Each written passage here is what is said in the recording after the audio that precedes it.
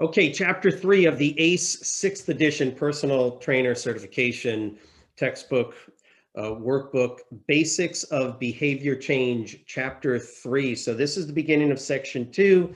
And first and foremost, remember, make sure you got notes taking material and writing implements, things like that. Remember, read, write, recite, still going to be one of the best ways to memorize the material. Just keep in mind, now as we move into section 2, ACE is going to start you off with those issues that are related to why people train, motivation, why people don't train, or why people don't continue or maintain training. And that's really what chapter 3 is about. So there's a couple of things to keep in mind. And what I want to do first, just to help you out, and it's okay to do this, is first and foremost, go back to the end. I would recommend go to the end of the chapter. And at the end of each of the chapter is the ACE University block. And it basically says if you have the study program, a lot of incredible material and information that's going to help you to understand what was in this particular chapter. So if you have time to go through the worksheets and do all those, absolutely do it. If you don't have the time, and the goal right now is to basically memorize this, just keep in mind, you got to have a sheet of paper. Read, write, recite is still, everybody to a greater or lesser extent benefit from that. But I just wanted to kind of see a little bit about what every chapter's got for you. The goal is to learn a material so that you can utilize it in the real world, but also obviously memorize it so you can regurgitate it on a test. So chapter 3 is on behavioral theory models, principles of behavioral change, and physical activity and adherence. Again, building off of the first 2 introductory chapters, ultimately we want people to exercise and we want them to get healthy and fit and all these other things, but we want to know why some people don't. We also want to know why the people that do start don't adhere to the program or fall off the wagon, which we see all the time. It's always been a huge problem in the fitness industry. Personal trainers have always, for the many decades that I've been training people, it's always the same thing. We try to help and motivate people as best we can, but no matter how hard we try, some people just don't continue, or they're unable to maintain the type of standardized training practices that we recommend, or more so with their nutrition. So understanding behavior, why people do what they do, why they're not able to maintain what they've already started doing, is critical. So ACE puts it right up in the beginning of the book. And so I'm going to tell you also, just take a deep breath, because this is when you're going to really start to use your paper and writing implement, because there's a fair amount of information you're going to need to want to put into the mid and long-term memory compartment of your brain. And again, there's tables. Highly recommend, as you go through chapter 3, you start getting into the process of, as soon as you start moving through, hone in on the tables. Again, read through the material for sure, but as soon as you get to tables, that's when you want to really spend time going, okay, let me go ahead and literally write the table out. Don't take shortcuts, not when it comes to studying, because what ends up happening is you get frustrated. And if you get frustrated while you're studying, that's what starts to get you down that path where you spend more and more time, you don't learn the material. If you can offset the frustration that comes along with trying to memorize a lot of material, then your studying becomes efficient. And I'm going to keep saying that over and over. Efficiency and effectiveness. So efficient means that you're spending less time and getting the same or more benefit out of spending way too much time. If you can learn this stuff, memorize it, in other words, in an hour versus 3 hours, you're more efficient. And it's also the effectiveness. How can memorizing this material help you answer questions on an exam or utilize it in the real world once you're certified? So first thing that we look at on page 61 are the behavioral theory models. There's probably 20 that I've studied you know, at some point, 15, 20, I don't remember exactly, but there's really only a couple that are relevant in personal training. So don't spend an inordinate amount of time. What you need to know are what these three main theories are, and the basics behind them. So the first one is the behavioral theory model. And it basically focused on this idea that environmental influences, right, the environment, things that are happening physically, psychologically, are important determinants of health behavior change. The idea is that behavioral change is an ongoing process. By the way, a lot of this is intuitive. It just makes sense. Yeah, of course that makes sense. Behavioral intention and action, behavioral intention and action are not the same, right? A lot of people have great intentions. Boy, I'd love to get in shape, love to, right, really, really train and get healthy, but the action, a whole lot different than the intention. So intentions don't lower your blood pressure. Intentions don't help you lose body fat. Intentions don't, it's the action. And so the first behavioral model that we look at is the health belief model. On page 62, a nice little diagram there on figure 3.1. Basically, the idea is that what the health belief model says is that people make decisions on their behaviors, either changing behavior or maintaining behavior based on their concern about illness. In particular, normally it's about illness itself, or benefits that they would see. So if you're fearful of an illness, that's going to push you to make behavioral changes that should help. So again, the health belief model basically states that at least four variables influence a person's decision to change. And if you look on figure 3.1, perceived susceptibility, again, this is the individual's perception of whether or not they're going to get ill or sick. Perceived seriousness of the issues or concerns or problems that they may actually get. But on the other side of the coin are the potential benefits. And so barriers, benefits, this is health behavior and health threat differences. Again, don't spend a whole lot of time. You basically in figure 3.1 have everything you need to know for the most part when it comes to the health belief model. Again, there are specifics that you can read through, but my recommendation is that once you look at that figure, if you can rewrite that figure and get a sort of a general understanding of what each of those four variables are, you got your health belief model down. In every chapter, just like there was a mover method box, they have a apply what you know box as well, information box. Again, read through it. Really good, very interesting information. But don't spend a whole lot of time on it if the goal is just to memorize the material for the exam.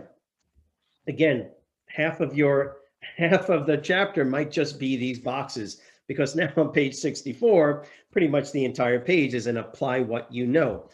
I'm not saying they will not ask questions from some of this information, but the total number of questions that you would ever see from any of these boxes are pretty limited. The second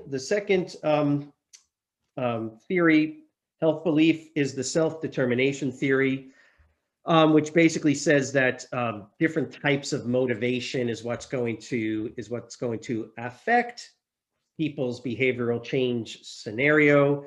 Intrinsic motivation, extrinsic, right? Environmental, extrinsic, external, and intrinsic motivation. And so now on page 65, for sure, read through what ACE has to say about motivation itself. And of course, they give you the context and exercise. But here again, on page 66, they've given you, remember what I've been saying, tables and figures compile a lot of data into an easy to understand, easy to view, easy to rewrite form. And so figure 3.2 basically gives you the information you need to know, the 3 needs that have been identified in this particular self-determination theory is autonomy, or how an individual feels about how much control they have over their health and over their ability to make changes towards that end. So that's autonomy. Competence, again, how does an individual feel about their ability or their capabilities to actually make it through behavioral changes and achieve or accomplish those goals? We normally call that self-esteem or self-efficacy, but this idea of competence, so that's the second one. And then relatedness, how connected do people feel to this end goal or to the processes that they're looking to move through to achieve an end goal. Those are the three what are known as needs that people have in the self-determination theory that lead them to the ability to take action, not just intentions, but take action. And so motivational climate within the exercise setting on page 67. Again, read through that, an entire page on apply what you know. And so it's not a bad idea on page 68, read through that particular box, apply what you know. There's some really interesting information. The idea is that each one of those bullet points has an introductory sentence that'll help you to target exactly what that, or summarize exactly what that apply what you know box is telling you. Social support strategies, again, once you see bullet points, just another tip as you're going through these chapters. You see tables, you see figures, slow down and look at them. They're compilations. Bullet points are basically summarizing things for you. Instead of writing a whole paragraph, they give you a sentence or two. On page 69, social support strategies is an important grouping. 1, 2, 3, 4, 5, 6 bullet points. I would definitely rewrite those and get to know those social support strategies. And then we get to the third, and I would say arguably the most important model for behavioral change. If you have not heard of it, or you might have skimmed across it in some way, shape, or form, it's called the TTM, or the Transtheoretical model of behavioral change, otherwise known as the stages of change model, utilizing data and research and lots of information over the past, 40 years about, to help us understand why people make changes, don't make changes, why they start, why they stop, why they completely get out of a behavioral change status, why they accomplish goals, why they continue for 6 months to a year. All of that can be subsumed and explained fairly well with the stages of change model. Now, the Transtheoretical model really has 4 components to it. One is the stages of change themselves, and there's 5 of them. Processes of change, and there's a list of those. This is why I was saying at the beginning, get ready to start writing this stuff down, because what I would be doing is I would be now slowing down and looking, and I would be rewriting these. Stages of change, what are they? 1, 2, 3, 4, 5. Processes of change, and you'll get a full explanation in this chapter. Self-efficacy and decisional balance. By the way, this is the stuff that once you're certified, you go back to and you look at and you actually utilize in the real world. This is very real world oriented information. We've been doing this for decades as trainers, in some way, shape, or form. At least this is, again, formalized, codified, and it's right at your fingertips. So you read through this and bingo, page 71. Table 3.1, you should, for the most part, you should know that table by heart. You should be able to write that table. How are you going to do that? Easy for me to say, right? You should know it by heart. But for the most part, all you're doing is writing the stage, traits of that stage, and you should know the traits of a pre-contemplation. So people that are in pre-contemplation means they are pre-contemplating. They ain't even thinking about the behavioral change, or it's so low on their psychological priority list that they might as well not be thinking about it at all. I have no interest in changing my diet. I'm fine the way I'm at. I have no interest in exercising and changing my daily lifestyle. I'm not interested. Don't talk to me about it. That's pre-contemplation, right? Summarize.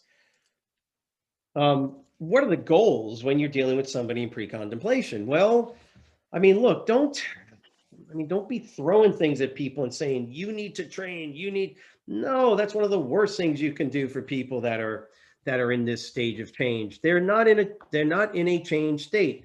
So what you have to do is you have to at least initiate discussion, talk to them, but just validate that they're not interested. Normally, that's one of the best things you can do is actually just not say stuff and just listen to people, because they're going to tell you a lot. I'm not interested. I mean, I've tried training before, and I've tried nutrition stuff. I'm just done with it. I have no interest. It's too much work. And, honestly, for somebody that's at that level psychologically, sometimes the best thing to do is just go, yeah, I get it. I absolutely understand exactly what you're saying. I mean, I've known lots of people. I've been like that at times, and so I get it. I really do. When you do that, and again, these are some of the strategies that you use. When you do that and you validate that and you're listening to them, sometimes that's enough to get them to kind of say the next thing, sometimes to express interest. They've been teetering on pre-contemplation into what's now called contemplation.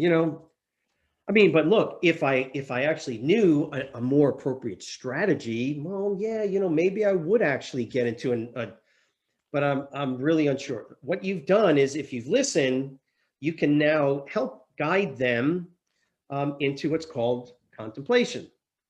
They're aware of the problems, they're aware of the issues, they are aware of them, and now they're thinking about it. Maybe they're not thinking about getting a personal trainer or even joining a gym, but they are thinking about, how would I do this? Even if I was really interested in doing it, what would be the strategy? And now they move into, and by the way, there's ways to talk to individuals when you clarify that they are in this stage of change. Again, here, perfect. Validate lack of readiness to change, and then clarify that the decision is theirs. Now, look, the whole motivational interviewing process is pretty in depth. Knowing some basic things to say. Normally, what I would tell new trainers is don't talk a whole lot to people about it. Don't give them strategy. Don't talk to them how they can do things. You got to wait till they're in the preparation stage before you start talking about strategies to change. Contemplation means you still got to be kind of, okay, I get it. Absolutely understand. There are ways to do it. However, if you're interested in talking to me about that, I'd be more than happy to give you more information. People that are in this contemplative state can stay there for a long time. However, if they move into what's called preparation, now they're looking for ways to engage in exercise or nutrition or whatever the case is. There are goals that you have, and again, you should be able to write the table. Again, they move into action. They're already doing it. However, the action stage basically requires that they do it consistently for 3 to 6 months. That's normally what we're looking for folks to do. Maintain the action consistently for 3 to 6 months. Again, some researchers will say 6 months, others will say 3, because what you're trying to do is create habitual behavior and make this something that's a part of an individual's life, and you're helping them through that. Action stage ultimately leads to the maintenance stage, and that's where the individual has reached that sort of autonomous level that you see in the self-determination theory, so they become sort of self-regulatory. Ultimately, that's what we're looking for. We want individuals to develop an intrinsic level of motivation, this internal desire to do it. They don't need me as a trainer to get them motivated to train. What they need me for is kind of the motivation to, come at 6 o'clock on Monday, Wednesdays, and Fridays. I'm there to motivate them, make them work harder. But they know darn well in the maintenance stage, they know darn well they need to be exercising.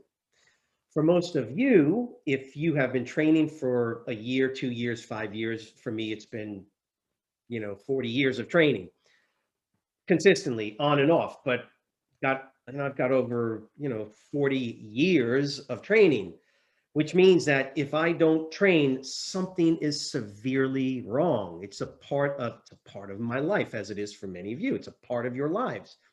We want our clients to get there.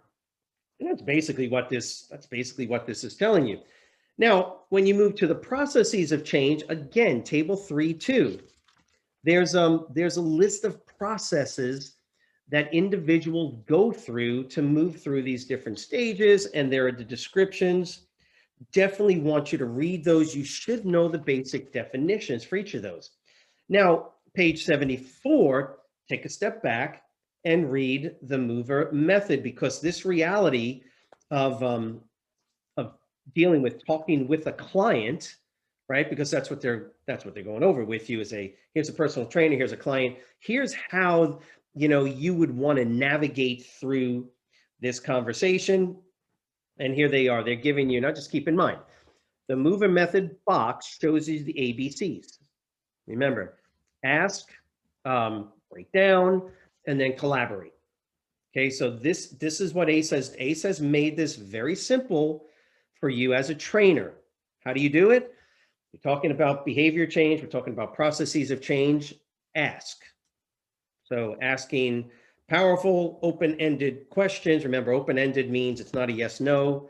It's a question that sort of demands that a person speaks a little bit more than just yes or no. So that's open-ended.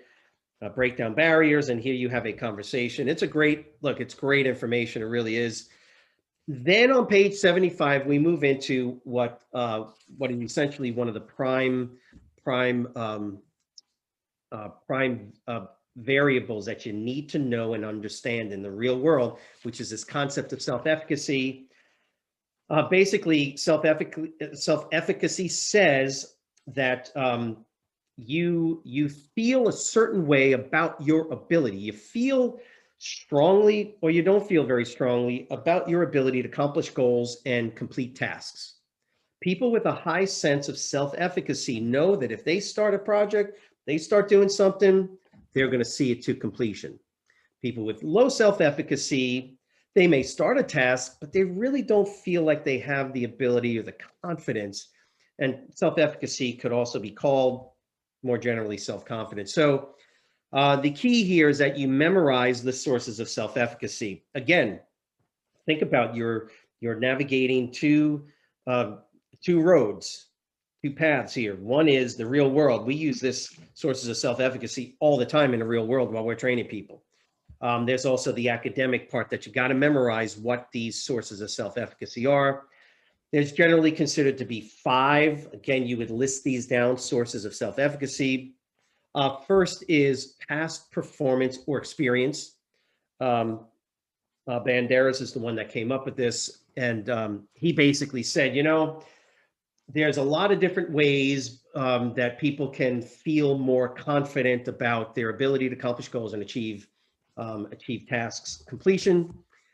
And there's 5 of them here that really stick out. The first one, and the most important one by far, is past experience. If you've done it before, you're going to feel like you can do it again.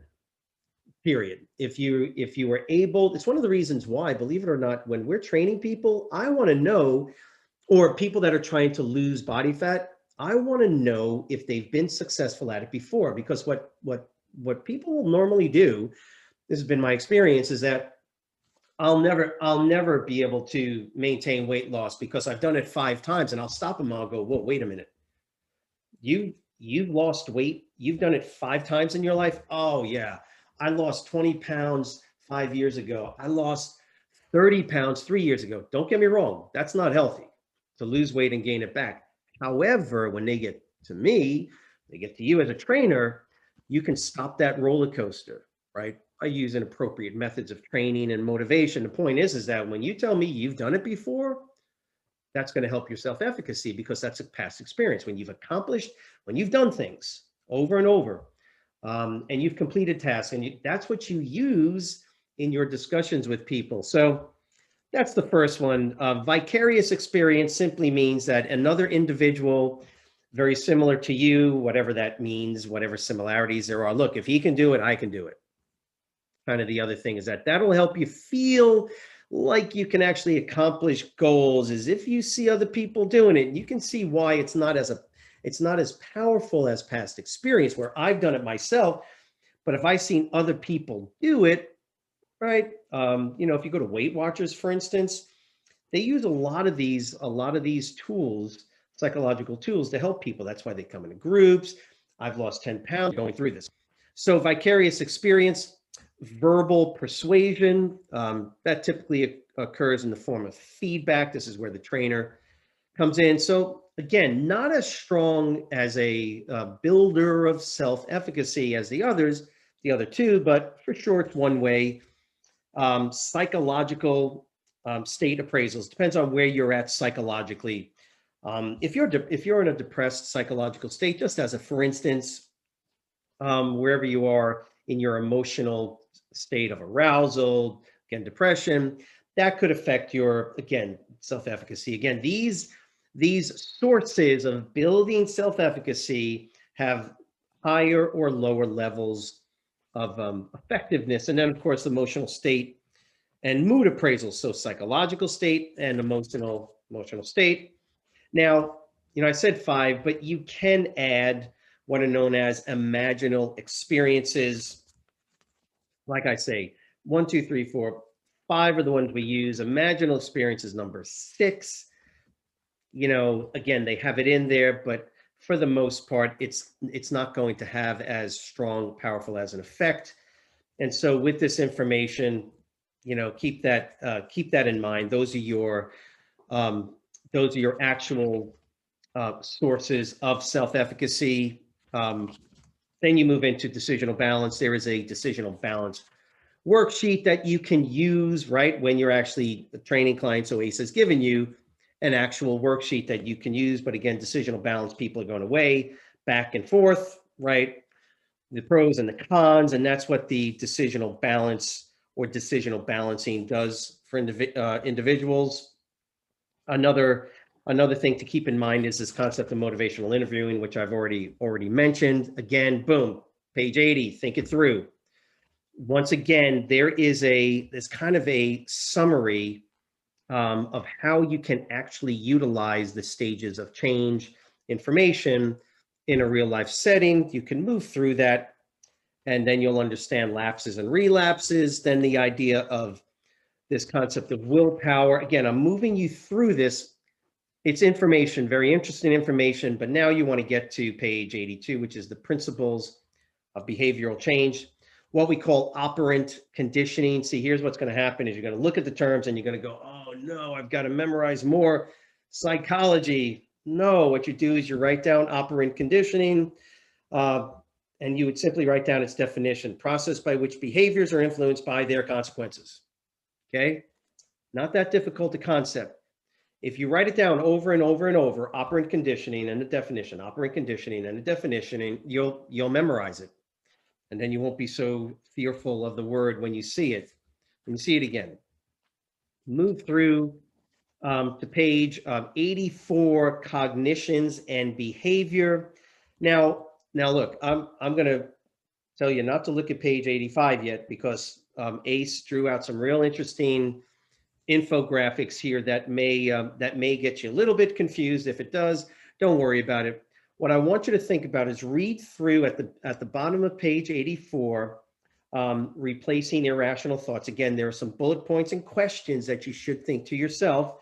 And then again, write these down so you understand what these questions are really asking. Then move into, and then the other two on top of page 85, then move into, and take a deep breath and stop for a second. Each one of these little cloud informational infographics requires its own separate time for memorization. So grab, jumping to conclusions, grab magnification, take those and spend a little bit of time memorizing each one of these little boxes. It'll actually start to make sense when it comes to this idea of replacing irrational thoughts. Again, I got to take a step back with you for a second. Memorizing this for the exam is important, but not a lot of questions are going to come from this. However, when you're done and you're certified, you will definitely want to come back, because one of the biggest things we do as trainers, aside from using weights and all the other things that go into the physiological, is the psychological. This stuff is really, really very helpful. So common cognitive distortions, that's really what page 85 is showing you. As you continue through the chapter, goal setting, again, this is giving you a little bit more general information on SMART goal guidelines, self-monitoring, read through it, not a lot to memorize, then get to physical activity and adherence, because at the bottom of page 87, again, we have a couple of categories now that you want to memorize. These three categories of an individual's person. What is it that helps or determines why a person will get into physical activity and then maintain adherence? Personal attributes, environmental factors, and physical activity factors. ACE is going to break down each one of those. My recommendation is that as you're going through this, go ahead and write yourself out a little flow chart. For instance, personal attributes, you would write at the top of a separate sheet of paper, and then go ahead and write out the sub variables that go along with demographic variables, health status, physical activity history. All of these are that's what subsumed under personal attributes. So you've got 1, 2, 3 physiological traits, 4 knowledge, attitudes, belief. If you break it down like that, where you have that one attribute and those 5 variables, then you can spend a little bit of time on each of those. Again, there's an expand your knowledge box, absolutely beneficial to read it. But now you're on to the second factor, which is environmental factors. Same thing, I'm writing down environmental factors, access to facilities, time, social support, right? And those 3 things. By the way, those are really, really important. And you should know, just letting you know, you should know examples of each of these. So when you get to environmental factors, physical activity factors, same thing. Write down the heading, physical activity factors. Notice the way I'm saying it out loud. I'm not saying that just because I'm recording a video. That's how I do it. I would, now again, this is just my recommendation. I would sit here and I would go, no, I could do that. What I would say is physical activity factors. I'm hearing it, I'm reading it, and I'm writing it. Intensity, injury, go to the next page. Okay, there's nothing else there. Okay, so those are the 2. And then I would read through and I go high intensity interval training. Is there anything I need to really know? No. Okay, so I got those 2, physical activity factors, intensity, and injury. And I would do it again. Remember, rewriting it is not to study what I just rewrote. Rewriting it is to get the physicality of writing. Take that and toss it. And I do it again. You understand? I already have it written here. I don't have to rewrite it to read it. The whole goal here of the read, write, recite method is to use the physicality of writing to get it into your memory. So I keep rewriting it over and over until I fill up my entire sheet.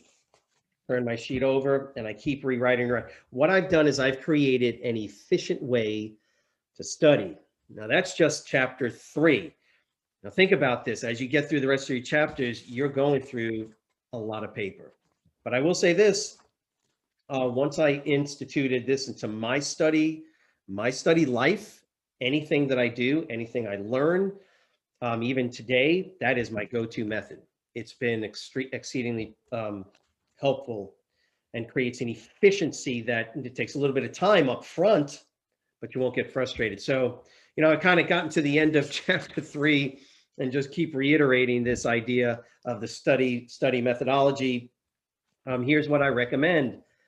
Go through it, look at your chapter highlights, look at the big bolded areas, and write down your sub components to those variables, and then read through it, make sure you understand it. If there is something of it that appears to be of importance, which I've gone through with you, a lot of it is not necessary to memorize. It's just kind of good information. But the stuff that I did say to memorize, you will definitely want to memorize that, because if they're going to draw questions on the exam, for instance, they're going to draw it from some of these particular areas in chapter 3. So we're done with chapter 3. Again, read through the summary and get prepared, because chapter 4 is going to go over some more really good information. And I look forward to seeing you then on chapter 4.